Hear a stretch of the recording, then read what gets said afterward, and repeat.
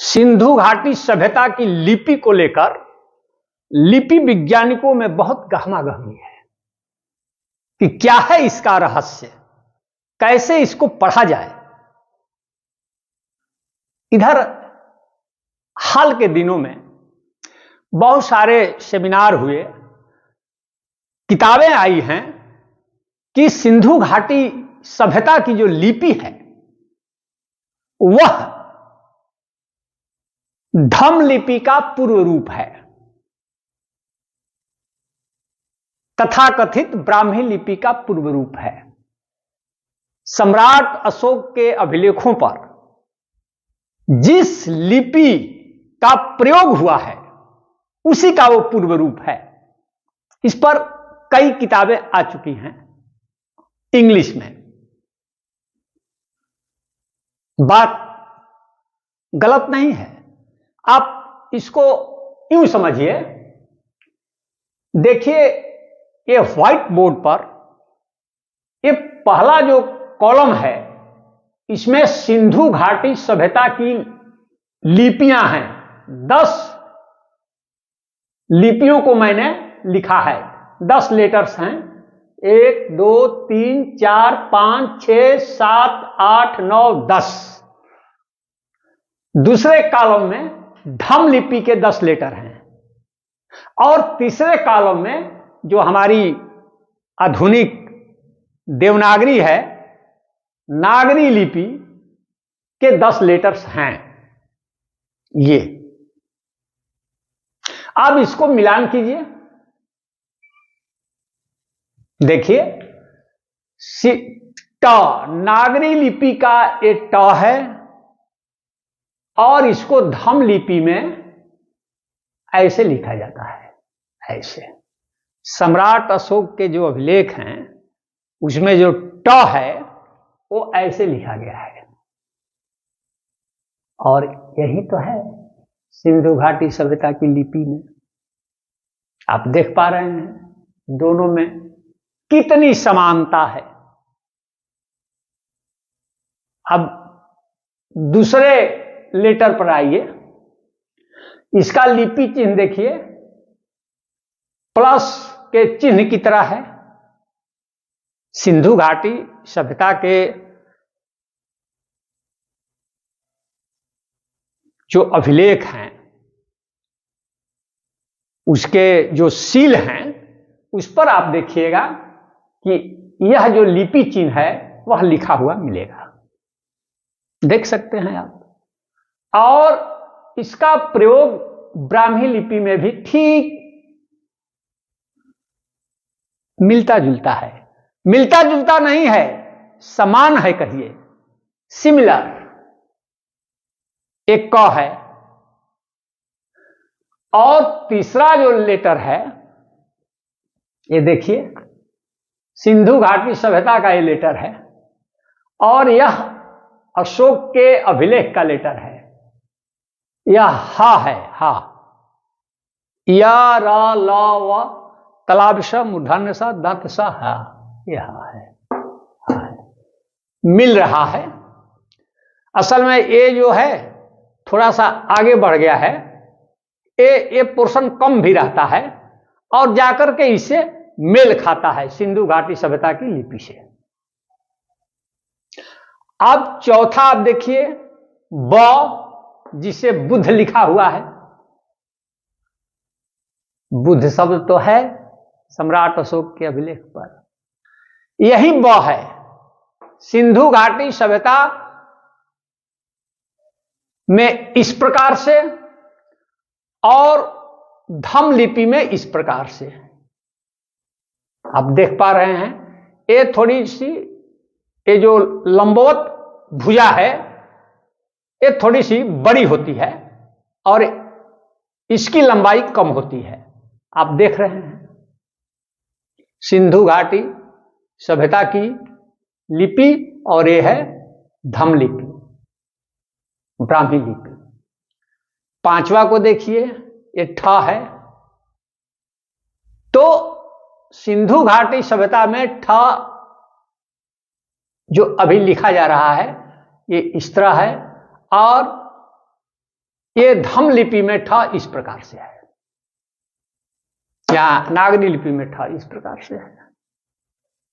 आप छठवें में देखिए, ये था है, ये था है धम लिपि का। अब इसमें ये आपको एक एक्स्ट्रा चिन्ह दिखाई पड़ रहा है ऊपर और नीचे, इसमें नहीं है, ये था है। ये सातवां देखिए, सिंधु घाटी सभ्यता का ये लिपि चिन्ह है, जस्ट ग ग ग ग, एकदम से मेल खाता है। अब आठवां देखिए, ये र है, खड़ी पाई की तरह। ठीक ऐसा ही र सम्राट अशोक के अभिलेखों में भी है, सांची भरहुत के स्तूपों पर भी है। और नागरी लिपि का र ये है। आप ई देखिए, ई धम लिपि में ऐसे है, और सिंधु घाटी सभ्यता के जो मुहर है उस पर ये लिपि चिन्ह का प्रयोग हुआ है। फर्क क्या है कि इसमें बिंदी ऊपर है, नीचे है, और यहां ऊपर है। ये उल्टा है, ये उल्टा है, लेकिन इस रूप में भी हम लोगों को प्रयोग मिलता है धम लिपि में, ठीक इंडस वैली सिविलाइजेशन के लिपि चिन्ह की तरह। और ये तो देख लीजिए, ये स है, तालाब स, जिसका उच्चारण तालु से होता है, इसीलिए इसका नाम तालाब स पड़ा। दांत से जिसका होता है उसको दंत स कहते हैं, मूर्धा से जो होता है उसको मूर्धन्य स बोलते हैं। ऐसा नहीं है कि मूर्धन्य स का प्रयोग नहीं है, आप उधर जाइएगा खरोष्ठी लिपि वगैरह में मूर्धन्य स मिलेगा। तो ये आप देखिए, ये 10 लेटर्स जो हैं, इसके जो लिपि चिन्ह हैं, एकदम सिंधु घाटी सभ्यता की लिपि और धम लिपि दोनों में समान है।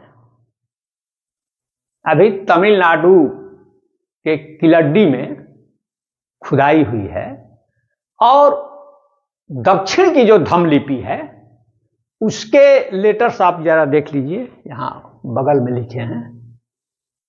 5वां लेटर थोड़ा उलझाऊ था, वो भी मेल खाता है। ये 4 लेटर मिलान कीजिए, किलड्डी तमिलनाडु में इसकी खुदाई हुई है। ये दक्षिण धम लिपि है, ये इसका भी विकास इसी से हुआ है। मैं तो कहता हूं ना कि भारत में अंग्रेजी और उर्दू को छोड़ करके तमाम भाषाओं की जो लिपियां हैं वो इसी से डेवलप हुई हैं तमाम। इसीलिए अब तमिलनाडु में इधर हाल के दिनों में ये लिपि चिन्ह, सिंधु घाटी सभ्यता के लिपि चिन्ह बहुत सारे मिल रहे हैं। जैसे जैसे खुदाई का कार्य होते जा रहा है, लगता है कि यह सिविलाइजेशन की व्याप्ति न केवल पश्चिमोत्तर भारत में बल्कि दक्षिण भारत में भी थी। तो यहां आप देखिए, ये किलड्डी के लेटर्स हैं 4 दक्षिण भारत के, और इसका डेवलपमेंट इसी से हुआ है, इसी से, और इसका डेवलपमेंट इससे हुआ है, विकास। तो आप देख लीजिए, चारों का मेल खा रहा है। तो आप कहिएगा कि तब आप सिंधु घाटी सभ्यता की लिपि पढ़ क्यों नहीं रहे हैं? पढ़ना चाहिए ना आपको, जब सब कुछ समझ में आ रही है चीजें। देखिए होता क्या है कि आप इसको पढ़ पा रहे हैं, नागरी लिपि ट क ह ब ठ थ ग र ई स पढ़ रहे हैं। अगर 11वीं शताब्दी की या 12वीं शताब्दी की, आज से हम 800 साल पहले जाएंगे और इस लिपि को जब लिख देंगे तो आप नहीं पढ़ पाइएगा। 800-900 साल पहले नागरी लिपि के ही जो लिपि चिन्ह है उसमें बहुत सारा परिवर्तन है, ख आज की तरह नहीं है, अंतर है। तो आप कैसे पढ़ पाइएगा? आज की नागरी लिपि को आप पढ़ पा रहे हैं, 800 साल पहले का नहीं पढ़ पाइएगा, नहीं पढ़ पाइएगा। तो आप विचार कर सकते हैं कि सम्राट अशोक के जो ये लेटर्स हैं, ये जो लिपि चिन्ह हैं, ये कब के हैं? 3री शताब्दी ईसा पूर्व के हैं। और इंडस वैली सिविलाइजेशन उसे हजारों साल पुरानी है। तो ये जो लिपि चिन्ह है ये पुराने हैं, हजारों साल इससे। तब 800 साल पहले की आप नागरी लिपि को नहीं पढ़ पा रहे हैं, तो हजारों साल पुरानी इससे इस लिपि को पढ़ने में आपको दिक्कत होगी। कारण कि इससे इसका विकास हो रहा है, और यहां से हजारों साल की यात्रा में ये जो लिपि चिन्ह है, अभी तो कुछ जो मिलान किए 10 लिपि चिन्ह को, तो ये तो पूरी तरह से मिल रहे हैं। बहुत सारे लिपि चिन्ह ऐसे हैं जिसको बहुत थोड़ा परिवर्तन करके मिलाया जा सकता है। बहुत सारे लिपि चिन्ह ऐसे हैं जिसको बहुत ज्यादा परिवर्तन करके मिलाया जा सकता है, क्योंकि हजारों साल की इसकी यात्रा है, और इस यात्रा में बहुत कुछ रूप में परिवर्तन हो जाता है। दूसरी बात यह है कि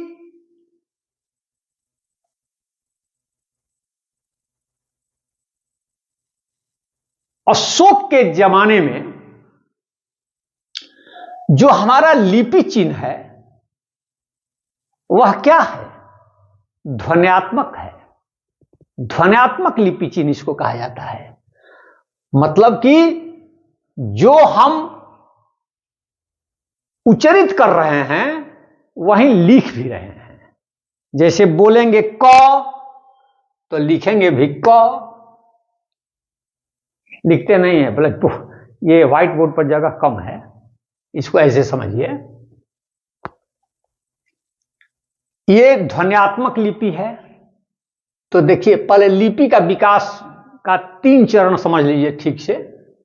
पहला मान लीजिए कि है चित्रलिपि। चित्रलिपि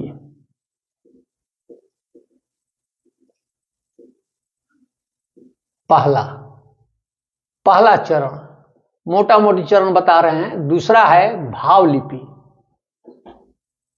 भावलिपि।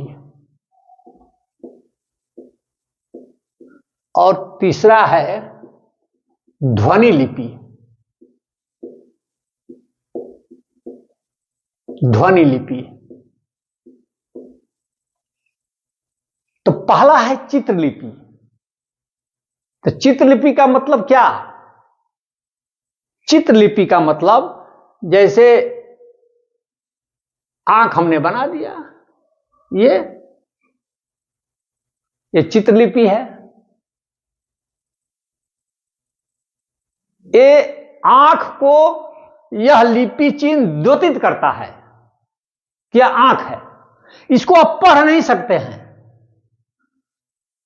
लिपि तो पढ़ने की चीज है, लेकिन आप इसको देख सकते हैं। ये आंख का विषय है, लेकिन इसको हम लोग पढ़ नहीं सकते हैं। हम इसको पढ़ेंगे आंख। ऐसे जब लिख देंगे आंखा, इसको पढ़ लेंगे। ये ध्वनि लिपि है। और बीच का ये जो विकास का चरण है भाव लिपि का, तो जैसे आंख बना दिए और इसमें से आंसू बहा दिए, भाव व्यक्त करने लगा कि कोई इंसान रो रहा है। तो यह चित्रलिपि है। इसमें आंसू टपका दिए तो यह भाव लिपि है। और उसको ध्वनियों में जब बांध दिए तब वह ध्वनि लिपि है। अब इसको हम लोग पढ़ सकते हैं। अ आकार आ, ऊपर चंद्रबिंदी और ख, यह ध्वनि लिपि है। तो यह जो धम लिपि है यह ध्वनि लिपि है। क, ह, ब ऐसे पढ़ रहे हैं। तो जिस समय सिंधु घाटी की सभ्यता थी, उस समय वो ट्रांजिशन पीरियड था। उस समय पूरी तरह से ध्वनि लिपि का विकास नहीं हुआ था, जिस तरह से अशोक के जमाने में हम लोग देखते हैं। यही कारण है कि आपको मछली जैसा चित्र दिखाई पड़ेगा सिंधु घाटी सभ्यता के मुहरों पर। तो सिंधु घाटी सभ्यता के कुछ लिपि चिन्ह चित्रात्मक हैं, चित्रलिपि में हैं, कुछ भाव लिपि में हैं और कुछ ध्वनि लिपि में हैं। आप इस तरह से डिवीजन करना पड़ेगा आपको सिंधु घाटी सभ्यता के रहस्य को जानने, सिंधु घाटी सभ्यता की लिपि के रहस्य को जानने के लिए। इसमें जो सबसे बड़ी कठिनाई आती है वह यह, दुनिया की प्राचीन लिपियों को इसलिए पढ़ा जा सका है कि उसके द्विभाषी अभिलेख मिलते हैं। मतलब कि एक भाषा में है तो वो भाषा जो है अज्ञात है, वो लिपि अज्ञात है, और उसके साथ एक दूसरा लिपि चिन्ह भी है, ट्रांसलेशन उसका जो ज्ञात है, तो पता चल जाता है कि क्या लिखा हुआ है। मिस्र की सभ्यता या सम्राट अशोक के जो लिपि चिन्ह हैं इसलिए पढ़े जा सके कि इसके जो अभिलेख हैं वे द्विभाषी भी हैं।